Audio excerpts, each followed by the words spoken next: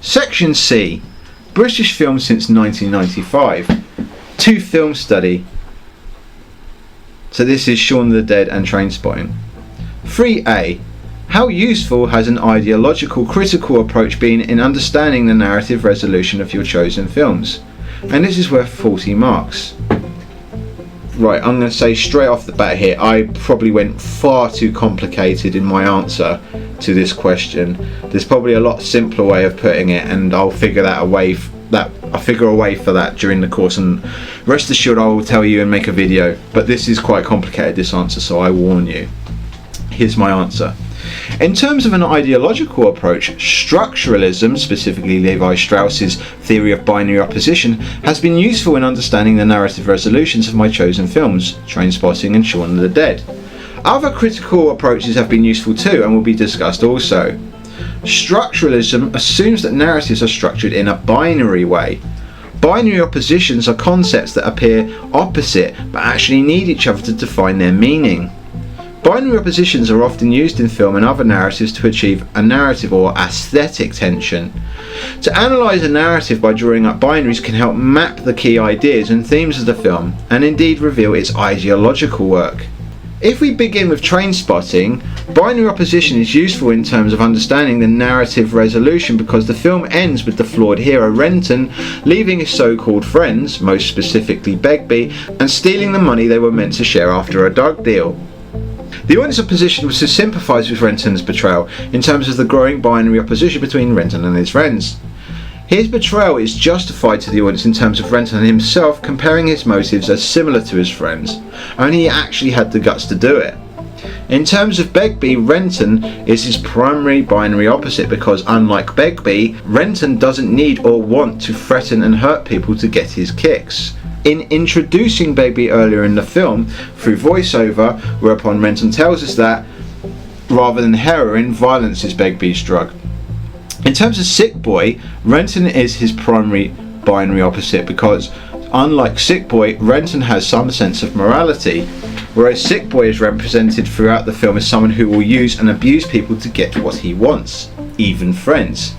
This is best exemplified when Sick Boy sells Renton's TV for money and doesn't even share the proceeds with him. His other friend Spud is Renton's binary opposite simply because he is weak and easily led. So because Spud's binary opposition to Renton is a personality flaw rather than a moral one, Spud is the only friend Renton feels guilt about ripping off. However, Renton resolves this by leaving Spud's share safely in a deposit box. We see Spud retrieve it in the post-credits scene.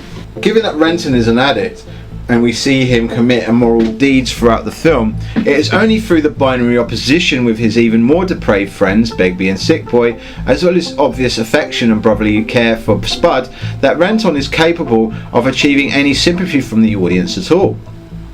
This is key to our allegiance as an audience with Renton, and our desire for him to succeed when he runs off with the money at the end. Trainspotting as a whole contains many other binary oppositions within its narrative. These are the opposing representations of poverty and wealth. Poverty is seen through the characters' accents and environments. People in poverty can be stereotypically found on estates. The grimy house they all live in also shows lack of care and is uncomforting to an audience. The poverty is juxtaposed with the wealthy but spiritually cold London drug dealers to whom Renton and his friends sell the drugs towards the end of the film. Nonetheless, the context of the ending cannot be truly understood unless one considers the binary opposition during the time the film was made. This is because in 1996 the Conservative government, whom the film indirectly holds responsible for the poverty created in the film, were in their last year of government, and people in the UK were almost certain that New Labour was going to win the election.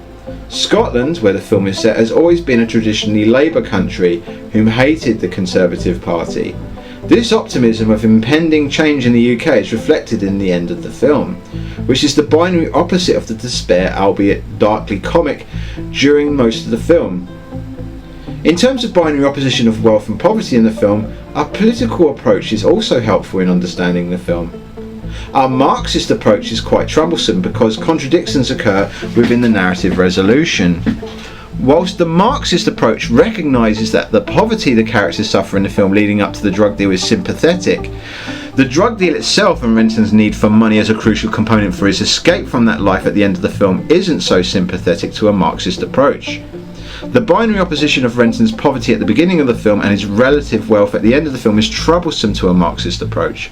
Not only for the reasons already outlined, but also because Renton had to be as devious as the capitalist system he hates, as exemplified by his Choose Life monologue, in order to achieve his escape. Indeed, at the end of the film, he repeats the opening monologue, but does so this time with a sense of longing and hope for the capitalist commodities he disparaged in the same monologue at the beginning of the film. All in all, an ideological critical approach has been useful in understanding the narrative resolution of Trainspotting. In terms of Shaun of the Dead, an ideological approach was also germane in understanding the narrative resolution.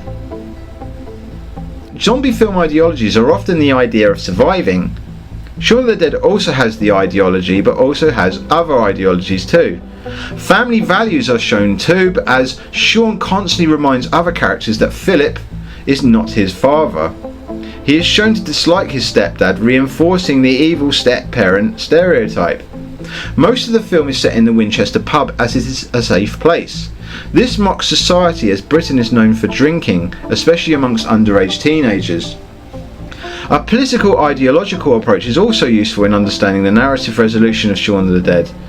Gramsci would use the term hegemony to signify the ruling of one social class over the rest of society. This would symbolise economic and political control, as well as the capability of this one class to project their messages and values onto the rest of society. Those who are subordinate would recognise these ideas from the powerful class as a kind of common sense and natural. Shaun of the Dead is an example of a representation of a hegemony in society, as the zombies show signs of being subordinate to this powerful class, otherwise known as the zombie disease. This ideological critical approach is somewhat useful in the understanding of the narrative resolution of the film. The happy ending resolution involves society, as represented in the film, putting the zombies to use through menial jobs such as working in the service industry like supermarkets or on demeaning game shows. This is quite satirical in that humour is being used to mock the power structure within capitalist society. Edgar Wright brings this ideology forward by playing with the idea that a capitalist society is also deficient of individuality and independent thought. This is communicated not only through setting, as is set in one of the capitalist world's most influential cities, but also through its use of characters like Ed. Ed is a classic example of a man with a false consciousness.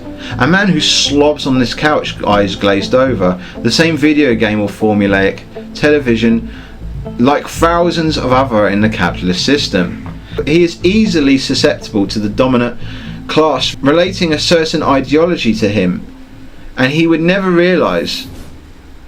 This is why the ending, which features a zombified Ed still playing video games with Shaun in much the same way as before he turned into a zombie, is so compatible with Marxism as a critical approach, because Marxist theory states that the working classes and underclasses are treated as unthinking slaves to the powerful masters of capitalism, i.e. those that run businesses and have wealth.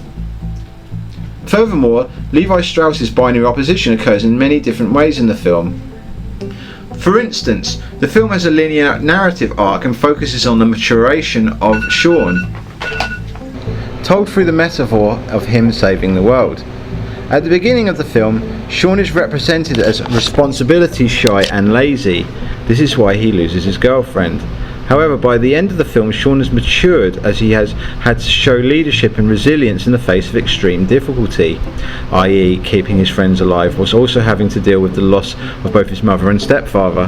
This results in him both saving them all and winning back his girlfriend.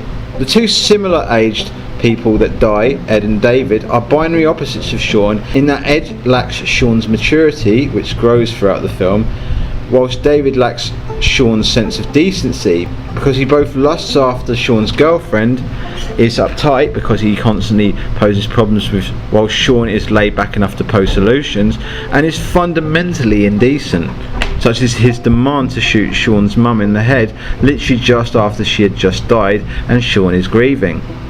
During the Mexican standoff scene between the characters, further binary oppositions emerge. Diane is subordinate in David's affections to Liz, but Liz hates David. Liz is represented throughout the film as moralistic and strong-willed, whereas Diane and David aren't. This is why she manages to gently get Sean to agree to killing his mum, whereas David's insensitivity just made the situation worse, even though he reached the same conclusion as Liz, i.e. Sean's mum had to be killed before she turned in order to save the rest of them. Nonetheless, given the film's overtly satirical nature, the ideological critical approaches are too shallow and obvious to be truly useful, because the film spells everything out for the viewer, including clean-cut binary opposite characters, whereas the overtly ambiguous Trainspotting is helped considerably in terms of understanding through such an approach. In conclusion, films are often believed to reflect the fundamental beliefs in the society, ideologies.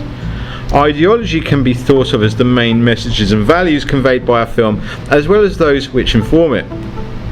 Commonly, mainstream cinema presents dominant ideologies, such as those presented by Shaun of the Dead, whereas alternative or independent film may seek to question the ruling ideologies that exist within society, such as presented by Trainspotting.